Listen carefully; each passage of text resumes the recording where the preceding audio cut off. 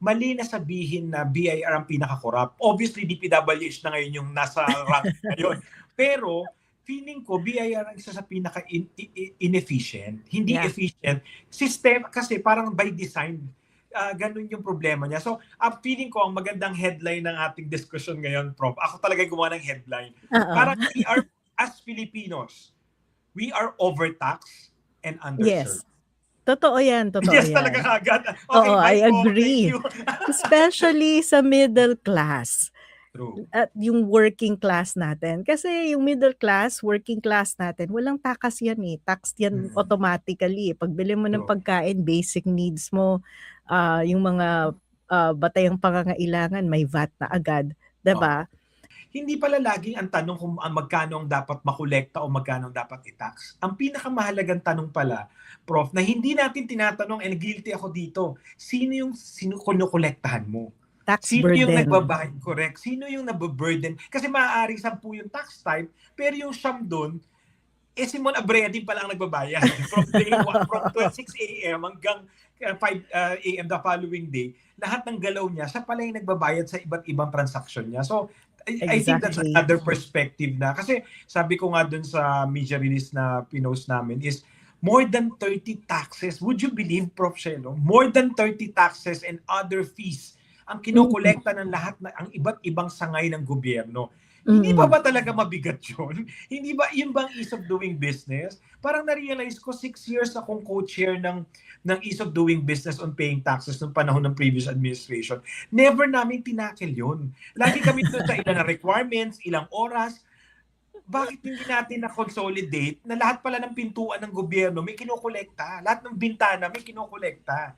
Bakit hindi pwedeng libre? Ba't hindi pwedeng subsidize? Bakit hindi pwedeng provided lang? Nang wala nang babayaran kasi nagbayad ka na from the start. Alam mo, Prof, yung sa Singapore lang, tatalon ako ng konti pero mabilis na babalik tayo. Imagine mo sa Singapore, ang total tax relief na binigay ng gobyerno nila. Last year in-announce yung additional voucher hindi pwedeng dayain. Naka-coupon sila. Umabot ng 80,000 Singapore dollars. More than 3 million, Prof. Samantalang ang tayo, sarap. 50,000 pesos.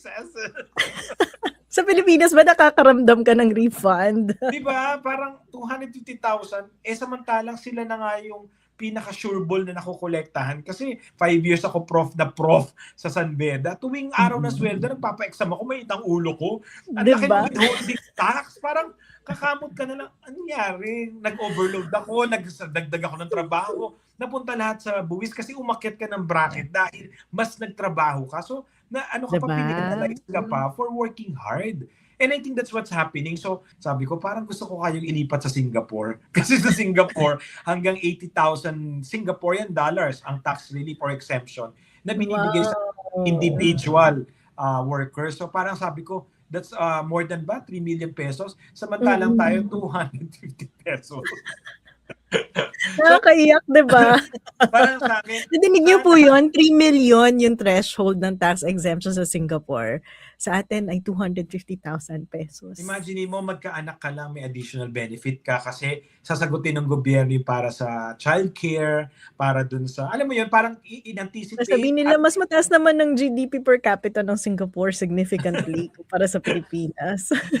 Hindi, pero parang sa akin yung malasakit. The more nga actually, di ba? The more na mas mahirap tayo, the more na dapat mas mataas yung threshold. True. To assist, to marami subsidize. tayong kailangan pera. Oo. Parang sa akin lang, Prof, ramdam mo yung malasakit ng gobyerno nila kasi in-anticipate lahat ng pangangailangan, lahat ng kakailanganin o dagdag gasto sa mga, imagine pag bagong kasal, pag may bagong anak, pagka nagpapaaral ng anak, pagka lumipat ng bahay, pag may bagong alam mo parang ano ba, ba't sa Pilipinas parang bala sa buhay mo? Actually, itong balik ko yung slide para nakikita natin. Bala sa buhay mo, gusto mag-anak. Pero alam mo ito raising income tax exemptions for workers. Actually, dapat nga hindi na to pinagdedebatehan kasi sa inflation pa lang, kataas-taas na talaga. Yeah. Diba? Actually, sa bill ni Senator Win Gatchalian, na dating former Ways and Means, ang proposal to increase it immediately to 400,000 pesos. In short, sa bracket po natin under train law, yung first bracket po 0 to the first 250,000, then 250 to 400,000 sa proposal ni Senator Gatchalian, 0 pa rin. So first two bracket gusto niyang i-0. Sabi ko kay Senator Gatchalian, ako gusto ko pa itaas hanggang Pwede 1 million. O sige. Sa akin, sana yung first 1 million tax exempt. Tapos kapag ikaw ay startup, yung first 1 million net income mo, exempt din para may opportunity ka talagang to grow your business. Pattern din po yan sa Singapore. Actually, malapit na ako maging Singapore citizen sa dami. Sa dami na maririnig mo, Prof, na based sa Singapore. Oo, pero kasi tama naman yun eh. We don't need to reinvent. Kasi may mga best practices na. And I think sa Singapore, ang idea is bawasan yung tax burden ng gobyerno at hayaan yung mga tao mag-increase in consumption, increase in investment. Kasi yung multiplier effect po niyan kapag lumalaki yung ating mga businesses ay mas malawak dahil nakaka-create tayo ng mga trabaho. At kumikita din ng gobyerno nun kapag lumalawak yung business mo kasi magbabayad ka rin naman ng business tax eventually. So kung yung mga workers mo, tumataas ang kita, may withholding correct. tax. And in the case ng ating mga kababayan, mga empleyado, for sure, magsha-shopping yan, mag-iisip mag-invest or magnegosyo. So iikot yung pera. I doubt, Prof, kung ito ilalagay nila sa alkansya yan or sa ilalim ng kama. Feeling ko talaga mahaba ang bucket list. Diba? Yung pagtaas ng consumption ay malaki din contribution yan sa economic activity dahil habang gumagastos tayo, tumataas ang demand for products, tataas ang manufacturing natin, mas maraming magkakaroon ng trabaho. Pero mahirap nga katulad ng discussion natin ng una na baka sa perspektibo may problema. Diba? Masyadong ito lang yung parang Prof sa akin, another issue nung balik number 1, AI-driven risk-based. Kasi pag tinignan natin yung pie chart ng collection sa individuals, 83% po ng ating personal income tax collection galing sa mga compensation income earners, manggagawa, empleyado. Ang contribution ng MSMEs, meaning yung mga sole proprietors, kasi yung iba corporation, yung mga sole proprietors is less than 11%. Tapos ang contribution ng mga professionals, yung mga lawyers, mga doktor, engineer, mga license, 4% lang. So parang sa akin, dapat tignan din yon, hindi necessarily i-audit lahat ng doktor o engineer or lawyers. Balik ka dun sa risk-based approach. Correct. Kasi pangit yung mangyayari na yung ginagawa nila na parang lahat ilolowa na naman. Hindi po ganoon. At halimbawa sa mga doktor, kung yung doktor mo naman ay sa PGH, diba?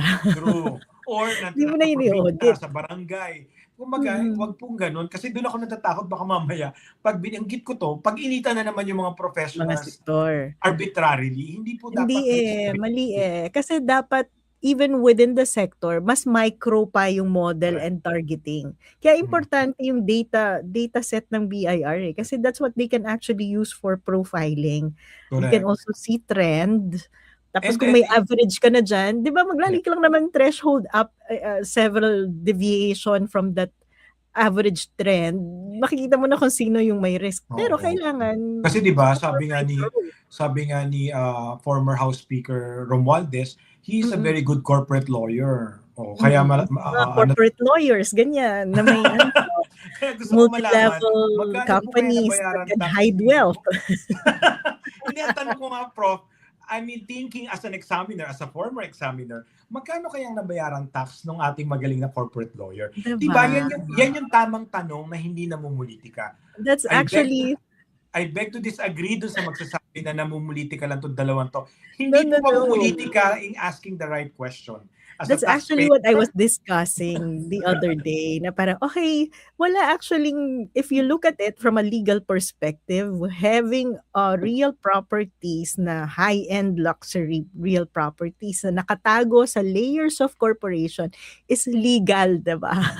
True. Legal yan And I know many people who are doing that.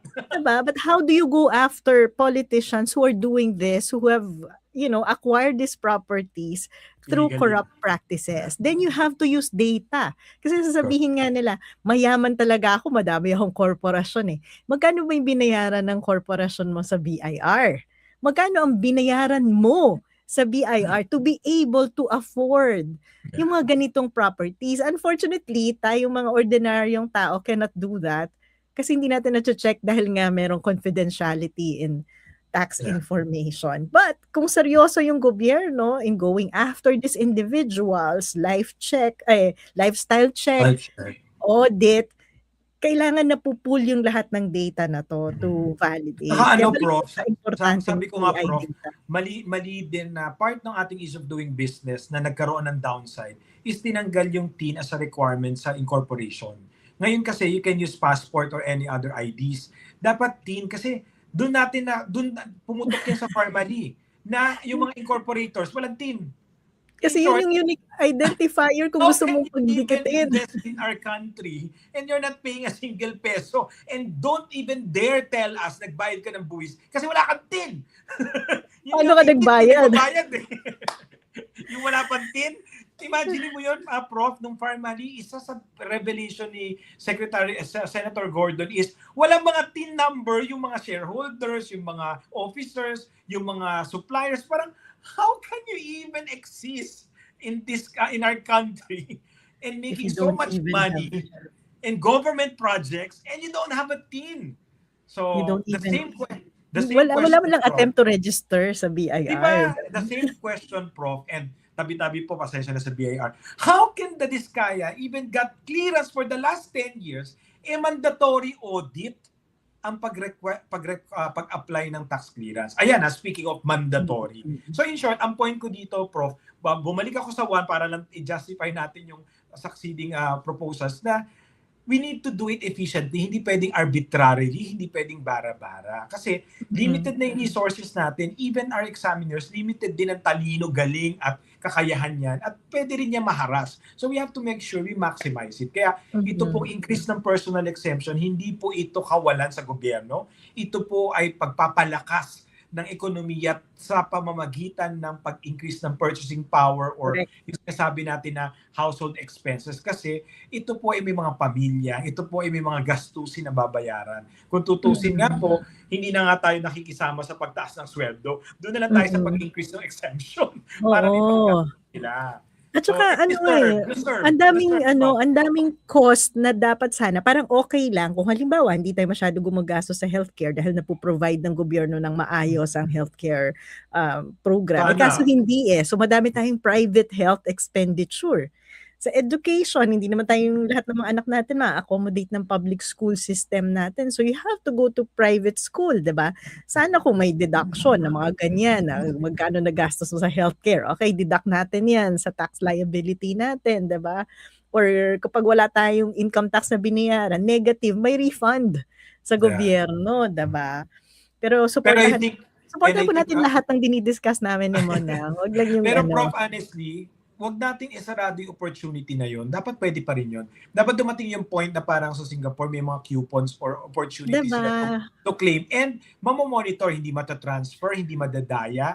Talagang gagamitin ng mga rightful and deserved na mga citizens ng bansa. Kasi healthcare is very important, education is very important, pero kung may limitation yung government to provide all these basic services, then the individuals who can afford should be subsidized or assisted by the government. Correct.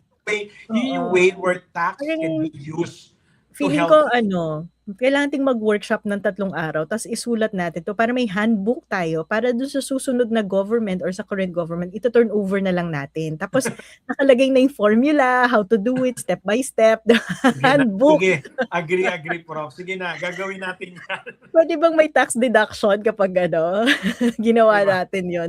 Volunteer na natin yung oras natin. Baka naman po pwede po kaming madagdagan ng tax deduction. Oo. Ay, hindi po mawawala ang pesa sa global minimum tax kasi nga hindi naman po large MNCs yung mga foreign investors na pumapasok sa atin. Pag sinabi po large MNCs, ito po yung talagang global ang operation nila, more than 750 million euros yung kanilang global sales. So anything below that, hindi po sa cloud ng OECD GMT. Sorry Prof, bigla nag-pop up. Hindi, pinakita ko talaga, papasagot ko nga sa'yo. Kaya ako automatic ako pag nakakita kong tanong, sumasagot ako.